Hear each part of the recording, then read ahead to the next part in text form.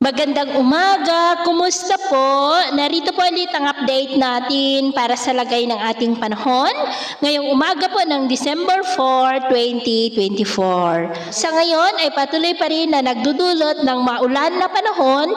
Maghapon po ngayon sa may Isabela, Cagayan at Apayao ang shear line, habang easterlies naman po ang magdudulot ngayong araw ng maalinsangan na panahon, lalo na po sa silangan ng Southern Luzon, Visayas at Mindanao, at amihan naman ang magdudulot ng malamig na panahon dito po sa northern part ng Northern Luzon. At sa atin pong long range forecast ay nananatili pa rin na may banta ng sama ng panahon na maaaring mabuo sa Lunes sa labas ng ating area of responsibility sa silangan ng Mindanao at kikilos po pa-west, northwest, at papasok sa ating area of responsibility sa Martes po. At kung hindi yan malulusaw ay nagbabanta na mag-landfall sa Miyerkules sa Caraga o Eastern Visayas at tatawirin ng ating kapuluan.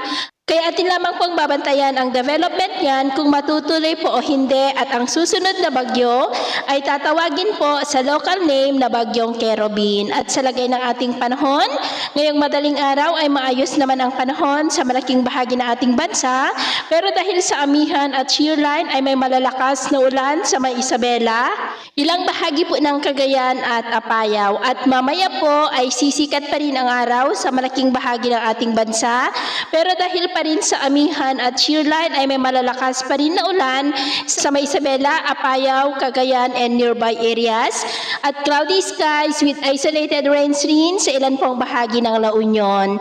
At mamayang hapon, maayos pa rin ang panahon sa malaking bahagi ng ating bansa, lalo na sa Southern Luzon, Visayas at Mindanao. Pero dahil pa rin po sa amihan at shear line ay cloudy skies with isolated rains ito po sa malaking bahagi ng Northern Luzon, at may malalakas na ulan pa rin sa Isabela, Cagayan at Apayao. Cloudy skies with isolated rains rin sa ilan pang bahagi ng Central Luzon, Camarines Provinces, Catanduanes at Palawan, dulot naman ng mga localized thunderstorm. At sa atin naman pong mga baybayin, dahil po sa amihan at shear line ay iwasan na po muna natin ang papalaot sa mga baybayin ng Cagayan, Ilocos Norte, Babuyan Islands at Batanes.